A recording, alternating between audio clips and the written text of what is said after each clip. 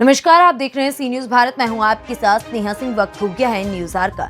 Ray-Ban Alva चरण पत्नी स्वर्गीय राजेश चरण निवासी 106 सिविल लाइन निकट हिंदी टॉकीज बरेली से खबर सामने आ रही है, जहां शाम 7 बजे 31 जनवरी 2022 सपा नेता ने जबरन उनके घर पर कब्जा करने की कोशिश की और एल्वा चरण और उनकी बेटी को लात घूंसों से मारा और गंदी गंदी गाली देते हुए जान से मारने की धमकी दी, जिस पर एल्वा चरण द्वारा पूछा गया कि वो ऐसा क्यों कर रहे हैं, तो इस पर सपा नेता ने कहा कि तुम इस जगह को खाली कर दो, जबकि ये जगह संस्था द्वारा एल्वा चरण को दी गई है, जो कि पादरियों का एक ट्रेनिंग संस्थान है, जो कि ना बेचा जा सकता है और ना ही खरीदा जा सकता है। और चरण ने आगे बताया कि अक्सर ये नेता बड़ी गाड़ियों से गेट में घुस आते हैं और सामान की तोड़फोड़ करते हैं। 31 जनवरी 2022 को भी शाम को जब ये हादसा हुआ तो उन्होंने पुलिस को 112 नंबर पर तत्काल सूचना दी और पुलिस उनको संबंधित कोतवाली लेकर गई, जहां पर उनका मेडिकल हुआ, लेकिन मेडिकल ना तो सरकारी अस्पताल से मिल रहा है और ना ही संबंधित कोतवाली से। उन्होंने ये भी बताया कि उनके पांव में भयानक तकलीफ है, जिसके कारण वो ज्यादा चल फिर नहीं सकती हैं और बहुत बड़ी पीड़ा में हैं। उनकी बेटी ने अपनी मां को पिटते हुए अपनी मां को बचाने की कोशिश की तो दंगइयों ने उनकी बेटी के हाथ पीछे पकड़कर उनकी बेटी को बुरी तरीके से मारा और जान से मारने की धमकी दी है।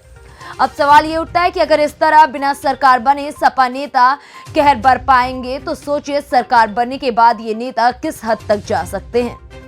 हमें आपका रेवरेंड एल्वा चरण, क्या एड्रेस है आपका? 106 सिविल लाइन हिंद टॉकीज के पीछे। अभी जो आपके साथ प्रकरण हुआ है, ये क्या पूरा मामला है?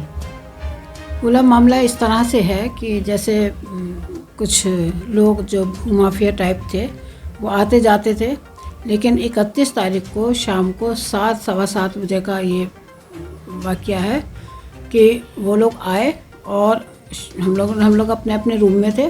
थोड़ी सी शोर मचने की आवाज़ आई तो सबसे पहले उन्होंने ये क्वेश्चन किया कि आपके यहाँ कोई जेंट्स नहीं है।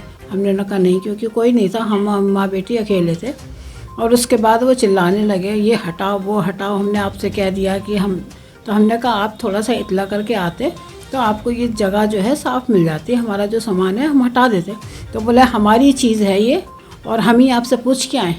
और फिर उसके बाद जो चिल्लाने लगे, गाली गुप्तारी करने लगे, बहुत बुरी बुरी अनशट बातें बोलने लगे और यहाँ तक कि वो इतने गुस्से में हो गए कि उन्होंने हमको भी मारा और हमारी बेटी को भी मारा। उसके बाद गाली गुप्तारी करके वो लोग चले गए। जैसा कि यहाँ पे ये मिशनरी की ज़मीन है, तो किसको अथॉरिटी है यहाँ पे? ये कैसे वो लोग आ गए यहाँ पे?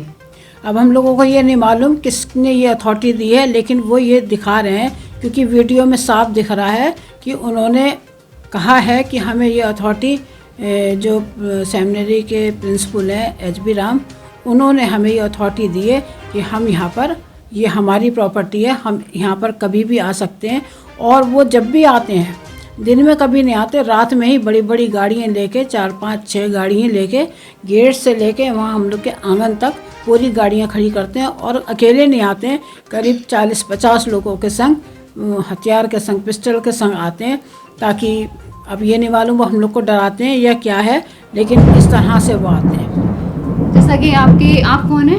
मेरा नाम विपिन चरण है, मैं रेवरेंड एल्वा चरण का बेटा हूँ। जैसा कि आपकी मम्मी ने ये बताया है कि अथॉरिटी जो है, क्या उनको ये हक किसने दिया है कि वो मिशनरी की प्रॉपर्टी को बेचें या खरीदें? मिशनरी की प्रॉपर्टी को बेचने या खरीदने का किसी को कोई हक नहीं है। ना ये तो बेची जा सकती है, ना ही तो ये खरीदी जा सकती है। और जैसा कि उनका कथन है कि हमें ये प्रॉपर्टी की दी गई है, इनके जो मालिक हैं, ओनर हैं, तो इसका प्रॉपर्टी का कोई ओनर नहीं है। जो अथॉरिटी है वो मिस्टर हनुक बी राम है, जो कि इससे पहले हमारे पास उनके द्वारा कोई सूचना नहीं दी गई है कि किसी को उन्होंने प्रॉपर्टी की केयर टेकिंग दी। जैसा कि ये प्रकरण आपके साथ पहली बार हुआ या इससे पहले भी होता रहा? नहीं, इससे पहले भी होता रहा है। ये लोग पहले भी आते रहे हैं, लेकिन पहले आके इन्होंने इस तरीके से मारपीट वाला कोई वाकया अंजाम नहीं दिया था। पहले भी जब ये आए थे तो मिस्टर हनुक बी राम की परमिशन के तहत आए थे। जी, अब जिस दिन की ये घटना है उसमें आपने क्या कार्रवाई की? आपने क्या पहले पुलिस को इन्फॉर्म किया था इसमें? जी हाँ, पहले हमने रात में घटना के तुरंत बाद 112 नंबर पे कॉल किया 112 नंबर से रिस्पांस आया। 112 नंबर हम लोग को थाने लेके गई, कोतवाली थाने, जहाँ पे हमारी FIR लिखी गई, जहाँ पे हमारा मेडिकल हुआ, सब उन्हीं के द्वारा करा गया। तो मेडिकल में क्या मेडिकल आपके पास है? नहीं, मेडिकल हमको नहीं दिया गया। हॉस्पिटल वालों ने कहा कि आपको वहाँ से मिलेगा, कोतवाली से। कोतवाली वालों ने भी अपना पल्ला झाड़ते हुए कहा कि मेडिकल आपको वहाँ से मिलेगा, कोर्ट से। इस प्रकरण में आपकी क्या कार्रवाई हुई है अभी तक? अभी तक इस प्रकरण में हमारे को प्रशासन की तरफ से कोई कार्रवाई होते हुए नज़र नहीं आ रही है। इसके बाबत हम कल SSP ऑफिस गए थे, जहाँ पे हमने अपना SPC साहब को प्रार्थना पत्र सौंपा। ठीक है, आप जिस तरीके से ये सारा मामला हुआ है, इसमें आप शासन और प्रशासन से क्या उम्मीदें रखते हैं? यही उम्मीद रखते हैं शासन और प्रशासन से कि कृपया हमारी मदद करें। हम लोग बहुत परेशान हैं, हम लोग की जान और माल को खतरा है। घर में इतनी लेडीज़ हैं, हर समय किसी न किसी की जान को खतरा है। इनसे बदतमीज़ी, छेड़खानी करने का खतरा बना रहता है। आप लोग से अनुग्रह करते हैं कि आप लोग हम लोग की मदद करें, सहायता करें। जी, आपका क्या नाम है? मेरा नाम निशा चरण है।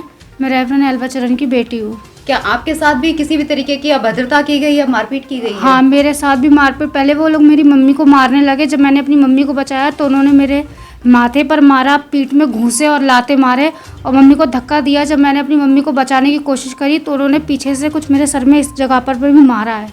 जैसा कि उस समय आपके भाई साहब उपलब्ध नहीं थे, आपने क्या किया उस? बरेली से सी न्यूज संवाददाता संगीता की रिपोर्ट। फिलहाल इस खबर में बस इतना ही। देश दुनिया की ऐसी तमाम खबरों को देखने के लिए बने रहें सी न्यूज भारत के साथ।